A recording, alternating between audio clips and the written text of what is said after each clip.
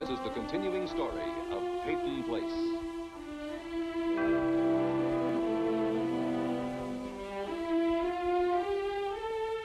Starring Dorothy Malone as Constance Mackenzie, Ed Nelson as Michael Rossi, Mia Farrow as Allison Mackenzie, Ryan O'Neill as Rodney Harrington, Barbara Parkins as Betty Anderson, Tim O'Connor as Elliot Carson, Christopher Conley as Norman Harrington.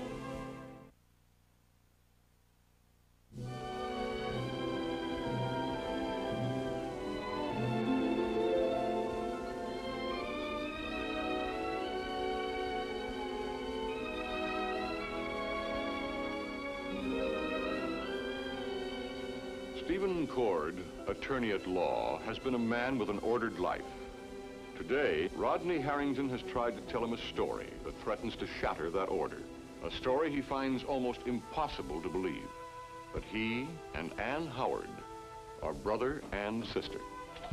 Rodney?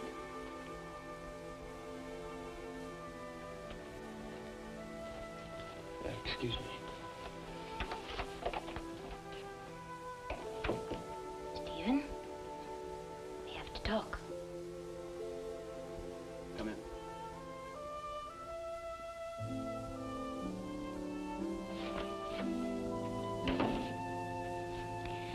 I was afraid that I might not be able to find you. I tried to call you this morning, but no one answered. So I went to your home, and when you weren't there, I found something this morning in my father's trunk. Would you mind taking a look at it? Did you bring it with you?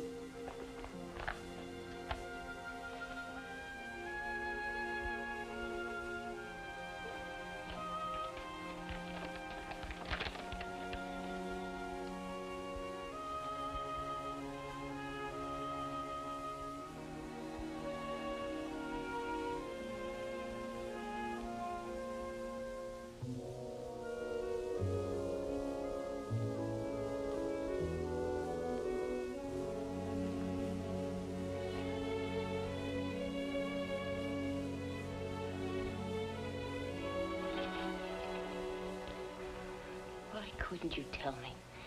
Why didn't anyone tell me? Is there something so terrible about me? What were you all so afraid I'd do? Ann. If it was so hard for you, so distasteful to acknowledge me all these years, don't feel that you have to start acting like a brother now. Ann, believe me, Believe you? Oh, Stephen, I always believed you. I believed you when you said you wanted to help me. I believed you when you stood by me at my father's funeral. I always believed you. Maybe that's why it hurts so much.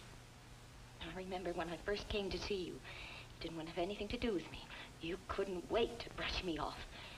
And now I know why.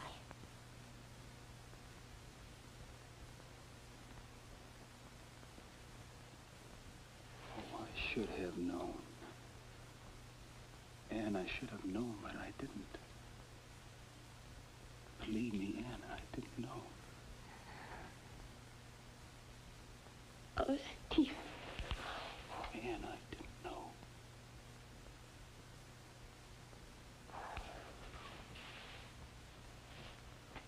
Rodney just tried to tell me. I thought he was lying. Rodney knew? He heard Martin Peyton saying something in the house, and I just couldn't believe it. It seemed so. My father. I spent my whole life wondering who he was, how much of him was in me. Did I measure up? Yeah, I spent the first few years competing with a phantom I created. And then for a long time, I thought Martin Peyton was my benchmark.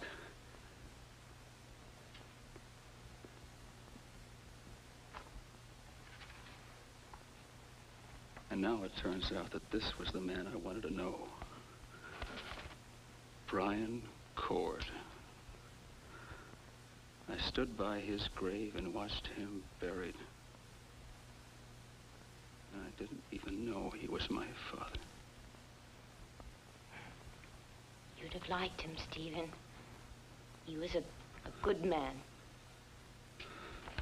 Was he? I don't know if I could like him at all, Ann. I don't know if I could like anyone who could Bring someone into this world and then turn around and walk away? What about the woman who raised you? Can you love her? Because I don't know that I can. You never saw Father, met him face to face. But if you had, I think he would have broken the silence. That's the kind of man he was. He would have told you. He couldn't have looked you in the eye and lied. But she has seen me. She's talked to me. How could she not say anything? I don't think that I'll ever be able to forgive her.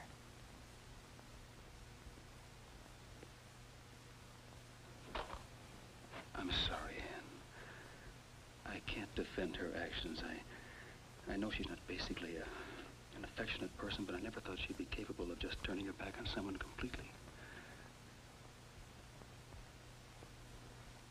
I don't know what to think.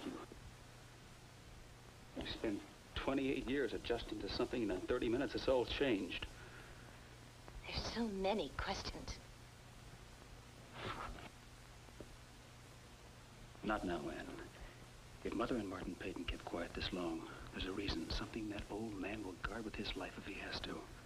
I guess if we had to wait all this time to find each other, we could afford to wait a little longer to find out why we were separated. We can at least give the truth a chance to work for us.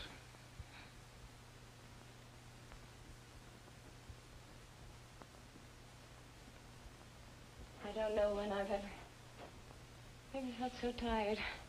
I'd like to find a spot and just not move for 1 week. Why don't you go home and get some rest? Right. Can you call me this afternoon? Sure.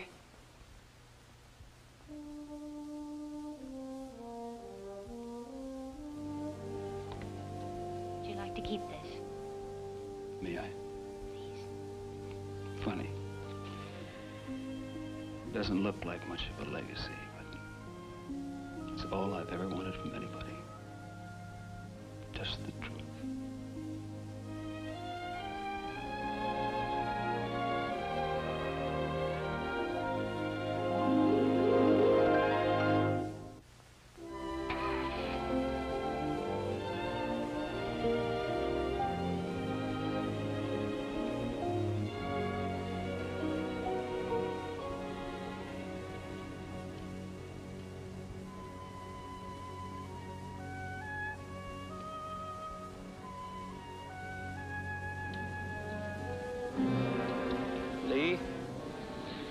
I was having a cup of coffee in the drugstore. Saw you passing by. Leave me alone. You know, I thought maybe you were up to something. You are up to something, aren't you, brother? I don't like anyone taking my arm. That means anyone. Well, you'd better take mine, because I don't trust you anymore. I don't care whether you trust me anymore or not. For all I know, you were up to something. Something else stupid, like maybe taking out an ad in a newspaper saying, my brother Lee Weber deliberately pushed me off the bluff. That my brother is responsible for me being blind. If I thought it would stop you, I'd do it. I'm going to protect myself, if that's what you mean. Lee, you're so frightened and so scared of what people are going to do to you that you strike out at me, at Ann Howard, at anyone. And you think of it as protecting yourself. You've got to be stopped, Lee. You're so scared and so full of hate that you're dangerous. And you're supposed to be different, huh? Well, I know you better than you think I do. You're so full of hate, you...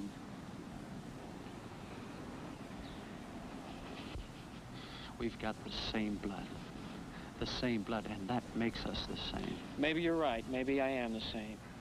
If that's true, then maybe it's a good thing that I am blind. Are you coming with me, or do I have to take that cane away from you?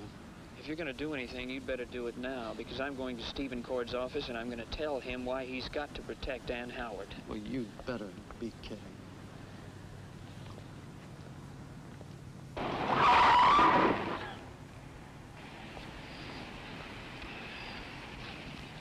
You stupid fool, you could have been killed.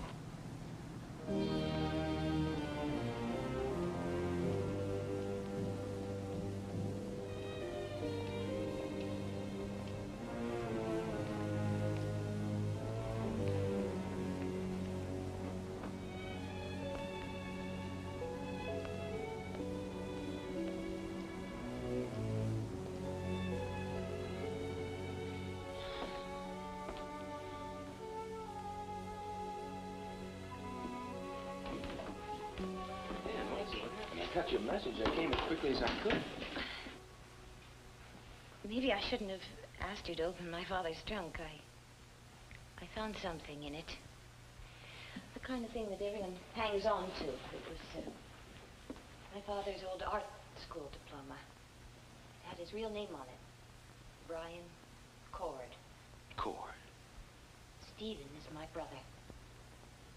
We found out we even have the same birth date. He is my twin brother. Oh, well, he doesn't even look like you. Oh, he takes after my father. Our father. And your father let you come back to Peyton Place without telling you that? Why? I don't know why. I only know that he never wanted me to come back here. We even quarreled about it.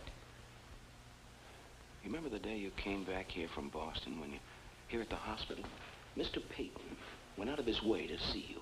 He wanted to find out something from you. And he lied to me, Mike. He must have known my father. He must have. Why? Why would he lie to you? Why would my father lie? They've kept Stephen and me apart all these years. What made them do it? I don't know. There has to be an answer. But what's important is, no matter what the answers are, it won't make any difference. All that matters is our future, huh?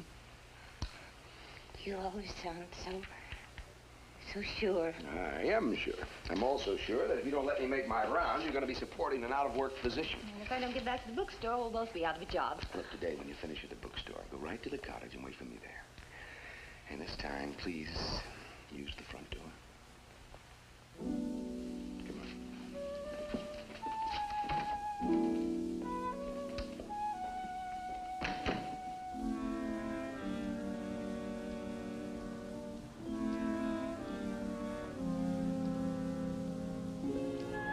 Chris? Well, Lee, you lucked out.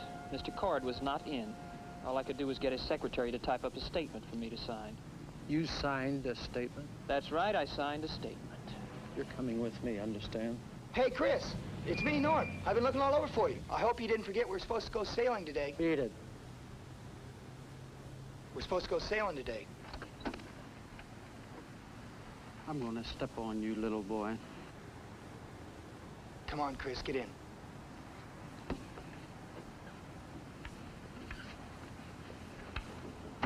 You know, one night, when I know there's not going to be any interruptions, I'm going to bend that long nose of yours, boy.